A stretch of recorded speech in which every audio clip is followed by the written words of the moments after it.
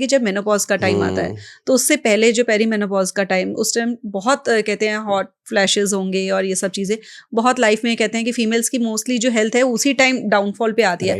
उस समय पे फीमेल्स को किस चीज़ का ज़्यादा ध्यान रखना चाहिए? देखिए, अगर वो मेडिटेट कर सकते हैं, अगर वो खुद को लाइक मी टाइम की बहुत बात हुई, जिस समय हार्ट अटैक आया या डिप्रेशन हुआ उस समय मी टाइम की बहुत बात हुई, और ऐसे टाइम पे महिलाओं को चाहिए कि वो मी टाइम करे, लाइक अपने आप को टाइम दे। टाइम किस चीज़ में दे? जिस चीज़ का उसका बहुत मन करता है। अब चुगली करने का मन करता है तो बात अलग है अदरवाइज अगर उसको बचपन से कुछ भी खेलने का, बोलने का, मस्ती करने का, डांस करने का, गाने का, किसी भी चीज़ को प्ले करने का, लाइक हारमोनियम या कुछ भी, तो आप वो काम करना शुरू करो एटलीस्ट।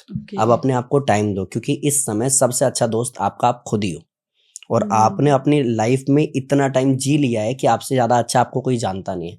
तो सबसे पहला मी टाइम पे काम करो।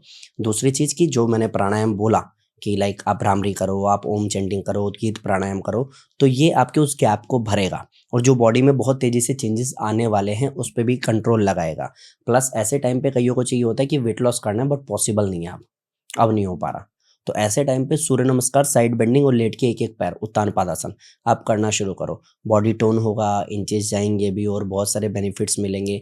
फेस पे ग्लो आएगा, पहले की तरह आप जीने लग जाओगे, सारी चीज़ें बैलेंस हो जाती है। एंड योग में एक लाइन है, अथ योगानुशासनम, अनुशासन ही योग है।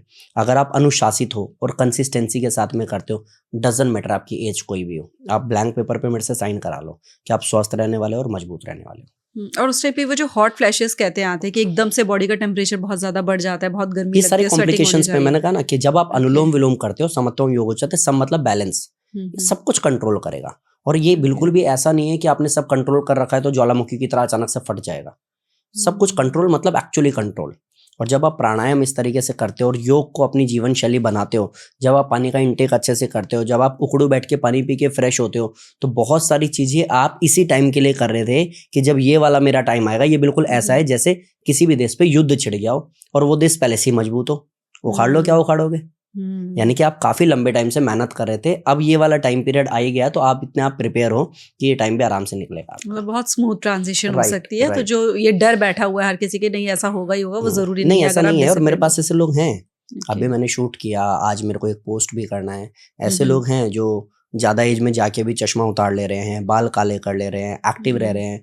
पूछो कि आप कितने घंटे काम करते हो, तो सर मैं पूरे घंटे काम करती हूँ, सिर्फ सोने के टाइम पे सोती हूँ और घूमने हर 3 दिन पे घूमने जाती हूँ। कहाँ जाते हो? अरे मेरे दोस्त लोग हैं उनके साथ। अच्छा, वो ये बता रही है मेरे को, मैंने उनका शूट किया तो उन्होंने बोला कि मेरे दोस्त लोग मेरे सहारे चलते हैं कि अगर हम कहीं फंस भी जाएंगे ना, चढ़ने उतरने में दिक्कत है तो इति संभाल लेगी।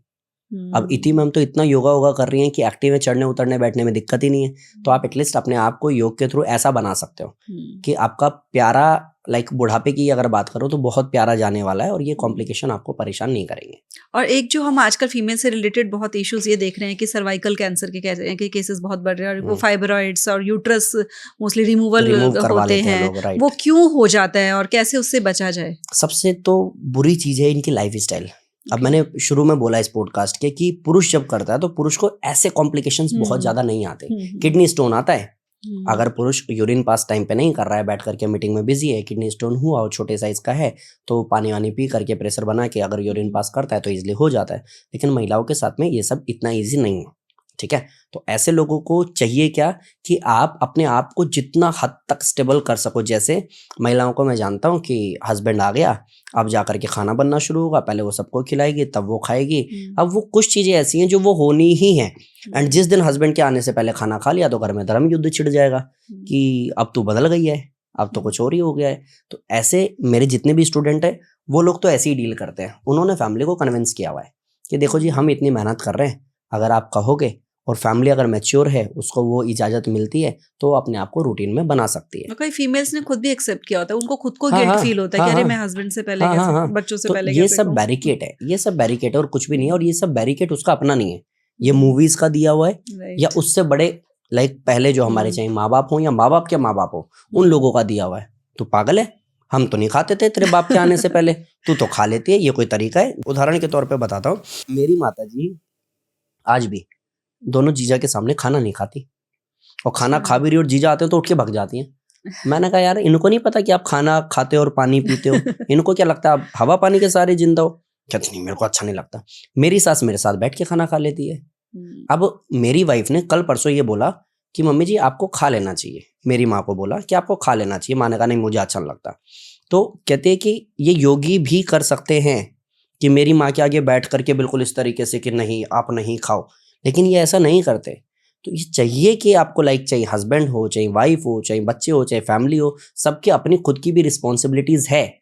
और खास करके महिला की अपनी खुद की रिस्पॉन्सिबिलिटी अपने प्रति है कि अगर मेरा बॉडी नुकसान में जा रहा है, अगर मुझे कोई बीमारी हो रही है जिसकी मेडिसिन मैं खा रही हूँ, तो ये सिर्फ यहाँ तक सीमित नहीं है। आगे आप इतना बुरा लाइफ जियोगे और इतना ज़्यादा परेशान होगे तो ये फैमिली काम नहीं आएगी। और ऐसे बहुत केसेस में देखा है कि पड़े पड़े शरीर सड़ गया और बाद में ये बोला इसको पीछे के रूम में डाल, स्प्रे कर दे जरा, मेहमान आ रहे बंद कर रूम। तो आप ये जान लो कि जब तक आप हो सिर्फ तभी तक है ये सारी जिम्मेदारी और प्यार, अदरवाइज बाद में काम नहीं आता। तो जब कॉम्प्लिकेशन में फंस गए हो तो थोड़ा अनुशासित हो जाओ, ठीक हो जाओगे तो जीवन भर करना सेवा फैमिली की, क्या ही दिक्कत है। बहुत अच्छी आपने बात बोली कि साथ अपना देना। आपने वही कहा कि अगर डिसिप्लिन से करेंगे तो जिस भी तरह का इशू है वो आएंगे ही नहीं। और बोन्स से रिलेटेड भी फीमेल्स का कहते हैं कि एक एज के बाद जो बोन्स की डेंसिटी है वो कम होना शुरू हो जाती है, बोन्स वीक होनी शुरू हो जाती है। तो वो भी क्या बोन्स भी योग से ठीक हो जाती है या डाइट में कुछ? ये तो पुरुषों में भी होता है, महिलाओं में भी होता है। Okay. एक एज के बाद नी पेन, बैक पेन वगैरह तो होना ही है। आप ये जान लो कि जब हम खाना खाते हैं तो सप्त धातु बनते हैं, रस, रक्त, मांस, मेद, अस्थि, मज्जा, शुक्र। और जो शुक्र है, स्पर्म या रज है महिलाओं में, आप ये जानो इसी से हम लोग पैदा हुए हैं, ये इतना पावरफुल है। तो इसी में एक आता है अस्थि यानी कि हड्डी। सप्त धातु बनती कैसे है? अब ऐसा तो नहीं है कि आप ब्लड पियोगे तो ब्लड बनेगा, उसी खाने से बनता है। आप मांस खाओगे तभी मसल्स बनेगी, ऐसा नहीं होता है। आप उसी खाने से बनाते हो, मीन्स कि जब आप खाने को चबा करके खाते हो, पेट में जाने के बाद में वो प्रोसेस होता है, तो जो वेस्ट है वो निकल आता है, जो बॉडी में लगना है वो लगता है, उसी से सप्त धातु बनती है। तो हड्डी भी खाना खाने से बनती है। आप जिस भी एज में हो अगर खाने को चबा करके खाना शुरू करते हो और सप्त धातु आपकी मजबूत होती है तो हड्डियों की समस्या भी नहीं होगी। आप कहोगे सर एक मैंने किसी वीडियो में बोला था कि अगर आप अनुलोम विलोम करते हो उसके ये बेनिफिट है और आप 85% 90% बीमारी से बाहर आ जाते हो। तो एक ने लिखा ऐसे तो हम बीमारी नहीं पड़ेंगे, ऐसे तो हम मरेंगे ही नहीं। तो नीचे किसी ने लिखा था डोंट वरी भाई तू मरेगा, तू टेंशन मत ले। तो ऐसे लोग हर अच्छी चीज में ना कुछ निकाल लेते हैं। बट स्टिल अगर आप सप्त धातु पे काम करते हो, अगर आप खाने को चबा करके खाते हो, हड्डियां आपकी मजबूत होती है, मसल्स आपकी मजबूत होती है, स्पर्म काउंट आपका अच्छा होता है, तो आप एटलीस्ट अपने आप को स्वस्थ तो रख ही पाओगे। इसलिए खाने को चबा के खाना शुरू करना, तो इसका भी इलाज हो जाएगा। लास्ट एक चीज जो बची है वो ये है कि जो फीमेल्स को जो मेनोपॉज के टाइम की बात करती है वो तो आपने कहा है कि अपना योगा रूटीन करो। ब्रेस्ट इश्यूज भी बहुत ज्यादा हो जाते हैं कि लम्प्स बन जाते हैं और फिर आगे चल के कई बार वो ब्रेस्ट कैंसर में कन्वर्ट हो जाता है। तो कोई ऐसा योगासन है जो रेगुलरली प्रैक्टिस करना चाहिए फीमेल को? अगर भुजंग आसन करे, सेतुबंद आसन करे, उष्ट्रासन करे, ये 3 आसन बहुत फायदेमंद है चेस्ट के फैट को काटने के लिए भी, प्लस उसको इन फ्यूचर कभी ब्रेस्ट कैंसर ना हो उसके लिए भी। साथ में अनुलोम विलोम जरूरी है। अनुलोम विलोम के साथ में भ्रामरी प्राणायाम बहुत जरूरी है, क्योंकि ये जितना भी प्रॉब्लम आप बताओगे ना, इन सब में कहीं ना कहीं माइंड का इन्वॉल्वमेंट है। और माइंड इन लोगों का किसी का भी बहुत हद तक सेटल नहीं है। अब इन लोगों का मैं बोलता हूँ तो सब महिलाओं को नहीं बोल रहा हूँ, ज्यादातर के साथ में ये है। अभी आप डिसीजन ले लो, आज बोलो कि आज से मैं ना संगीत सीखूंगी। हस्बैंड आएगा किसी अलग मूड से और आप बैठे हो सीखने के लिए, ये सब बंद करके आटा खाना लेके आ, हो गया कूड़ा। आपने जो सोचा वो खत्म हो गया। अभी आप 2 दिन बाद बोलोगे यार मेरे को ना थोड़ा सा ना इंग्लिश सीखना है। अभी आज सास का मूड खराब है, आप इंग्लिश सीख के आए हो, वो कह रही है बर्तन पड़े हुए काम वाली आज आई नहीं है, बस आपका खत्म हो गया। तो आप कहीं ना कहीं ये सब कुछ रखते रखते रखते रखते रखते इतने खोखले हो जाते हो एक टाइम बाद में कि आप खुद से ना प्यार करते हो ना खुद के लिए मेहनत करते हो। और अगर आप इसको इस तरीके से हैंडल करते हो जैसे कि ठीक है आज मेरे हस्बैंड का दिमाग ठीक नहीं है तो आज मेरे को फालतू में ड्रामा नहीं करना, आज मेरे को अंडरस्टैंड करना, कल जब वो ठीक रहेगा तो मुझे मेरी बात रखनी है। और अगर मैच्योरिटी से मैं करता हूँ तो मेरा योग भी नहीं छूटेगा, मेरा संगीत भी नहीं छूटेगा, मेरा वर्कआउट भी नहीं छूटेगा, मेरा मनपसंद काम जो मैं करती हूँ वो भी नहीं छूटेगा, प्लस फैमिली को मैं टेक केयर भी कर पाऊंगी और मैं हक से बोल पाऊंगी कि हाँ ये सारी चीजें मैच्योरिटी से मैं संभाल लेती हूँ, इसलिए फैमिली मुझे प्यार करती है। और ऐसा है भी कई जगह, जैसे मेरी माँ को कभी भी ससुराल में पहले प्यार नहीं मिला, बाद में मेरी माँ ने सबको इतना टेक केयर किया कि मेरे दादाजी ने ये चीज़ कही फैमिली को कि ये है इसीलिए घर बचा हुआ है आज भी। तो ऐसे लोग भी हैं जिन लोगों ने अपनी मेहनत और प्यार के दम पे वापस से वो इज्जत कमाई।